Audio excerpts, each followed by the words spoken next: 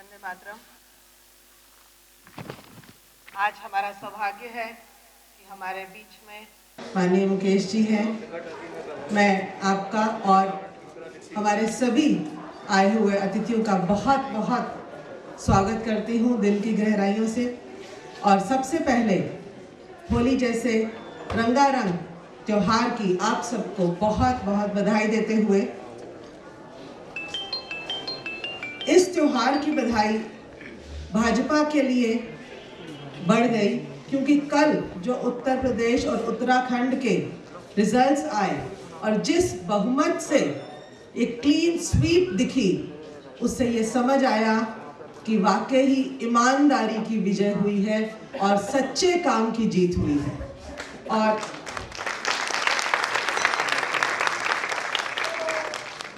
मैं धन्यवाद देती हूँ हमारे उन सब कार्यकर्ताओं का जिन्होंने इसमें जी जान से मेहनत की और हम सबको ये अवसर दिया कि हम होली के साथ साथ दिवाली भी मना सके।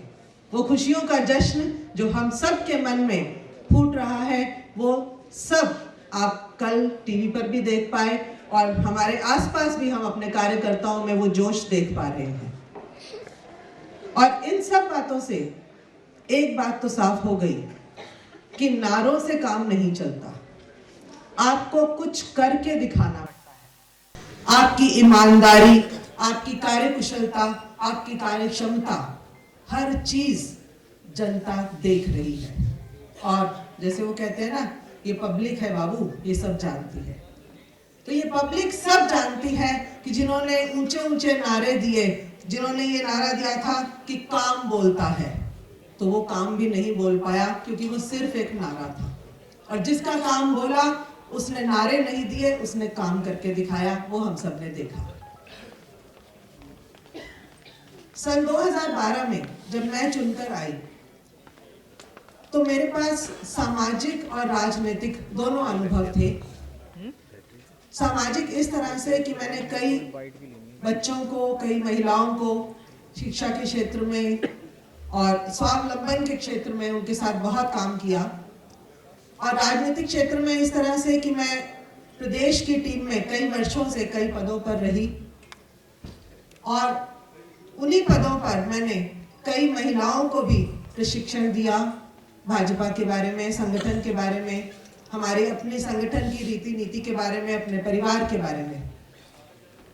और उन सब के चलते ईश्वर ने मुझे ये स्थान दिया कि मैं 2012 में एक पब्लिक रिप्रेजेंटेटिव के बीच में, एक पब्लिक रिप्रेजेंटेटिव के रूप में आप सबके बीच में आए। और इतना मान सम्मान और साथ जो आप सबका मिला, उसके लिए मैं आपका तहे दिल से शुक्र करती हूँ, शुक्रगुजार हूँ।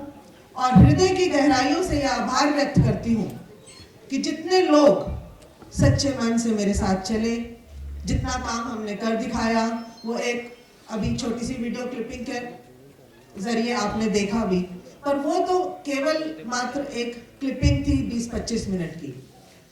लेकिन इन 5 वर्षों में एक एक पल, एक एक मिनट जो हमने जिया, और मैं गर्व के साथ कह सकती हूँ कि पूरी ईमानदारी के साथ, पूरे विश्वास के साथ अपने कर्तव्य को निभाते हुए मैंने यहाँ काम किया। और अभी जैसे आपने सीडी में भी देखा कि एजुकेशन का जब मुझे दायित्व मिला तो उसमें भी हमने जहाँ तक हो सका आगे बढ़ चढ़कर बहुत काम करवाए। कॉन्ट्रैक्ट टीचर्स का मामला हो या प्रिंसिपल्स की प्रमोशन का मामला हो, तो उन्हीं प्रिंसिपल्स की प्रमोशन में एक किस्सा जरूर आपको सुनाना चाहूंगी मैं। वो प्रिंसिपल्स की प्रमोशन की फाइल 2.5 साल से अटकी हुई थी। तो वो हमने लगभग 26 सितंबर को पिछले साल उस काम को पूरा किया। और मैंने उनसे कहा अपने अधिकारियों से कि 27 तारीख को ये लिस्ट रिलीज कर दो, जिनकी प्रमोशन होनी है वो 27 को ज्वाइन कर ले। तो सबका ये कहना था नहीं मैडम 1 तारीख से ज्वाइन करवाएंगे। तो कहीं मुझे कुछ खटका, मैंने कहा क्यों 4 दिन का लेट करना किसी चीज को। तो मैंने जबरदस्ती की नहीं 27 को ही ज्वाइन करवाओ। वो करते करते फिर भी 2 दिन और डिले हो गया। 29 तारीख शाम को वो लिस्ट रिलीज हुई, 200 प्रिंसिपल्स प्रमोट हुई और वो अपनी अपनी जगह पे लग गई।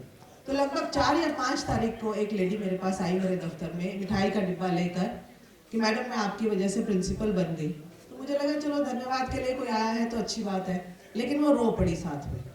तो मैंने पूछा क्या हुआ? कहते 29 तारीख शाम को मैं प्रिंसिपल बनी और 30 तारीख को मैं रिटायर हो गई।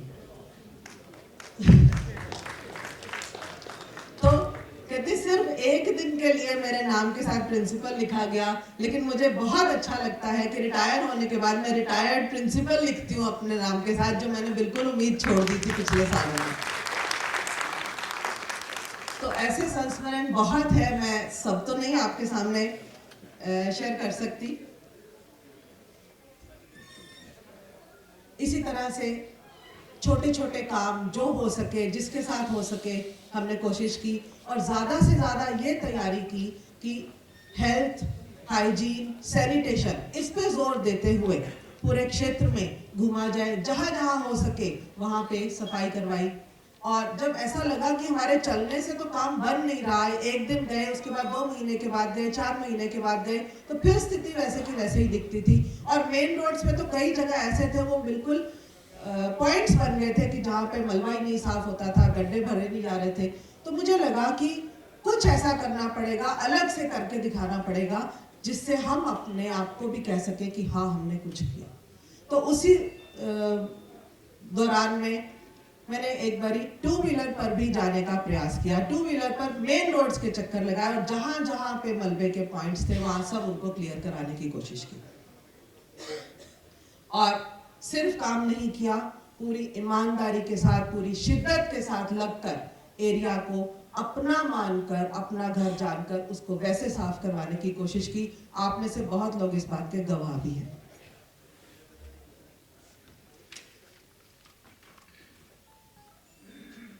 जिस तरह कुछ प्रोफेशंस के साथ एक लेबल लग जाता है, जैसे कहते हैं टीचर है तो ईमानदार होगा, सीधा साधा होगा, उसी तरह से एक पब्लिक रिप्रेजेंटेटिव या एक नेता के साथ कुछ शब्द लग जाते हैं, जैसे करप्शन, कि नेता है तो करप्ट होगा ही, नेता है तो पैसे खाते ही होंगे। लेकिन आज बहुत गर्व के साथ और पूरा सीना चौड़ा करके मैं यहाँ से ये ऐलान कर सकती हूँ कि मेरे ऊपर कोई एक पैसे का भी कहीं पर किसी तरह का इल्जाम नहीं है।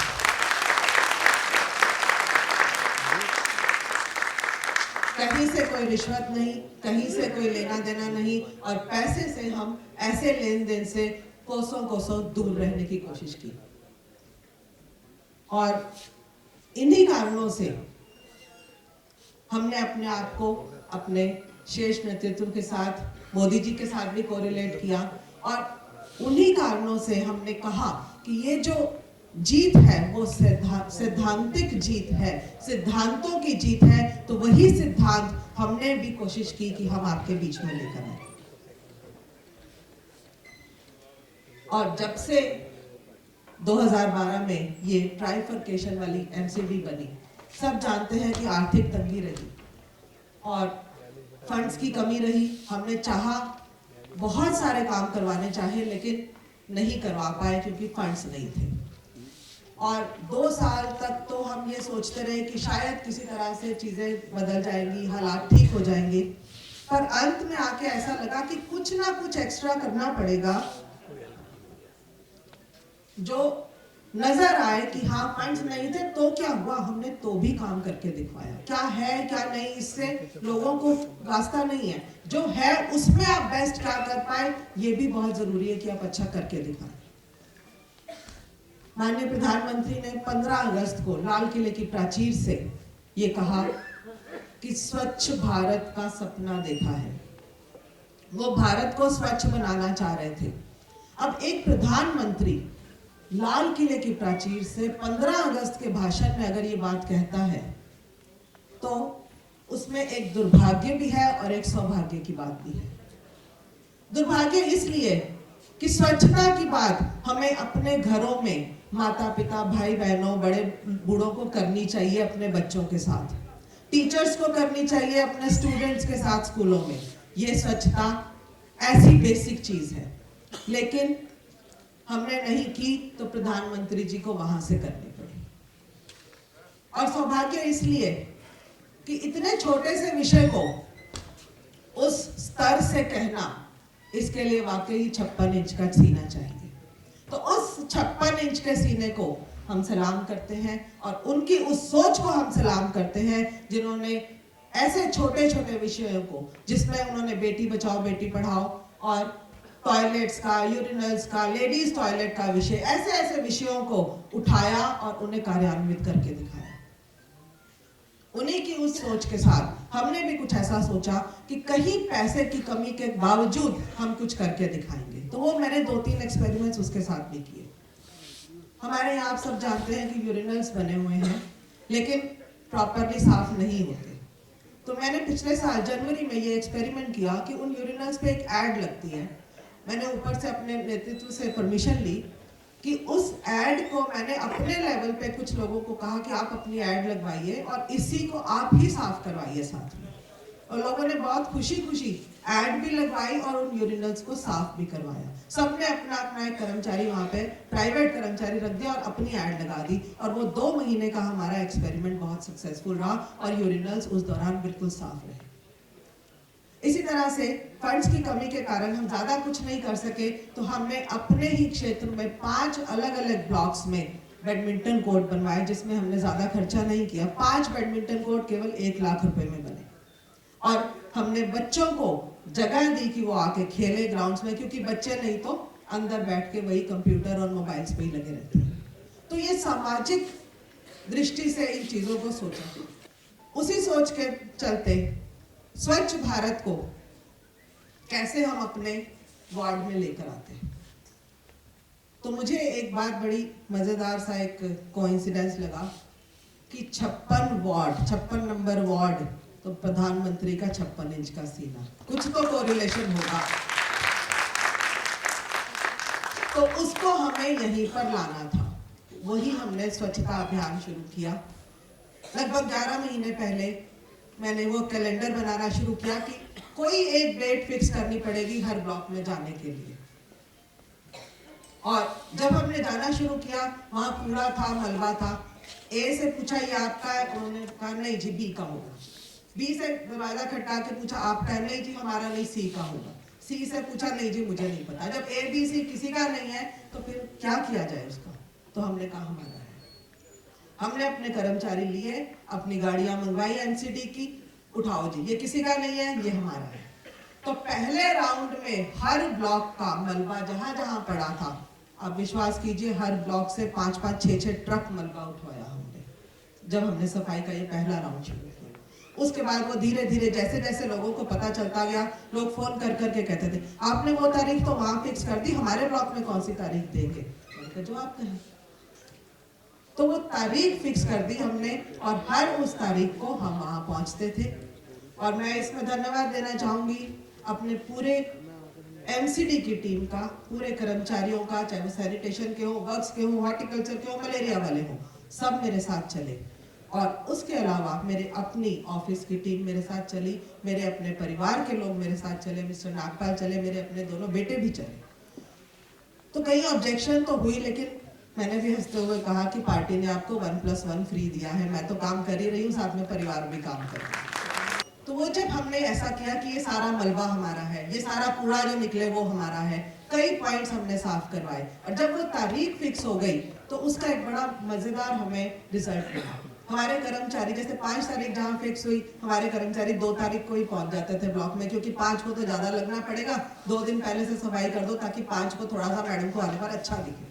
तो वो 3-4 दिन पहले सफाई शुरू हो जाती थी और वहां के रहने वाले रेजिडेंट्स भी खुश हो गए कि 5 तारीख को मैडम ने आना है। वो अपने घर का सामान फटाफट बाहर से उठा लेते थे, 5 तारीख तक वो भी साफ कर देते थे। तो दोनों ने मिलके वार्ड को इतना चमकाया कि आज मैं पूरे दावे के साथ कह सकती हूँ कि पूरी दिल्ली में शालीमार बाग 56 नंबर वार्ड जैसा कोई और साफ वार्ड नहीं। और आप सबको मैं इनवाइट करती हूँ, आप जब चाहे जहां चाहे आकर देखें। हमारी पीछे की गलियां स्पेशली जरूर देखें आके, क्योंकि हमने पिछली गलियों में जो काम करवाया वो अपने आप में एक बहुत बड़ा कदम है। तो 1-2 उदाहरण उसके मैं आपको जरूर यहाँ दिखाना चाहूंगी।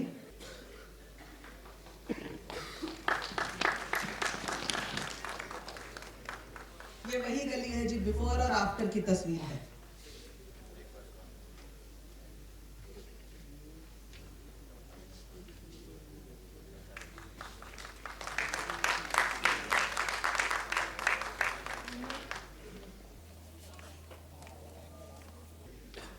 से शायद कुछ लोग कोरिलेट कर पा रहे होंगे कि ये कौन से ब्लॉक की तस्वीरें हैं। मैं नाम नहीं लेना चाहूंगी, लेकिन फिर भी आप खुद देखिए, आपको अच्छा लगेगा।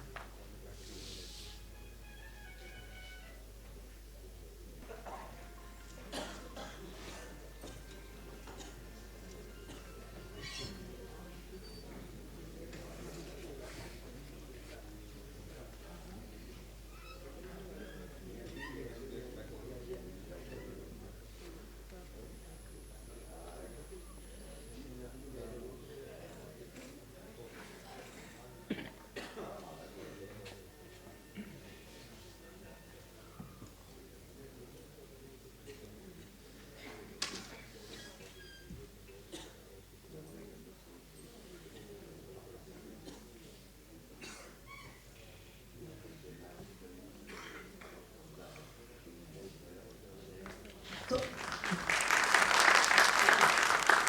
इतने दिनों के काम करने से, मेहनत करने से ये तो समझ आया कि जैसे आप समुद्र के किनारे खड़े हो तो लगता है ना, अगर आप वाइपर से लहरों को वापस भेजने की कोशिश करो तो क्या होगा। तो हमारा काम वैसा ही था। हम जितनी बार सफाई करवा के आते थे, अगली बार कुछ ना कुछ और नया वहां पे देखने को मिलता था। तो जब तक हमारे अपने रेजिडेंट्स इस काम के लिए तैयार नहीं हुए कि हाँ वो भी इन बातों को देखेंगे, वो भी जागरूक रहेंगे, वो भी साथ में करेंगे, तब तक ये सब पॉसिबल नहीं हुआ। तो मैं आप सबको बधाई देना चाहती हूँ कि आपने मिलकर इस काम को पॉसिबल किया हमारे लिए, और एक बार जोरदार तालियां आप सबके लिए। और चूंकि हमने ऐसा कुछ किया है कि आप सबके मन में भी ये है कि ये चीजें आगे चलती रहनी चाहिए, और एक हम संदेश भी पूरा आज इस मंच के और इस ऑडिटोरियम के माध्यम से पूरे वार्ड को ही नहीं, पूरी दिल्ली में ये संदेश देना चाहते हैं कि हम सब इसमें साथ काम कर रहे हैं। तो मैं चाहूंगी एक बार आप सब खड़े होकर मेरे साथ एक शपथ ले लें कि मैं अपने आसपास स्वच्छता के प्रति सजग रहूंगा। मैं ना गंदगी करूंगा, ना करने दूंगा।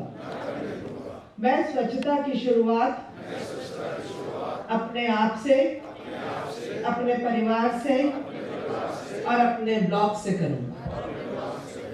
धन्यवाद।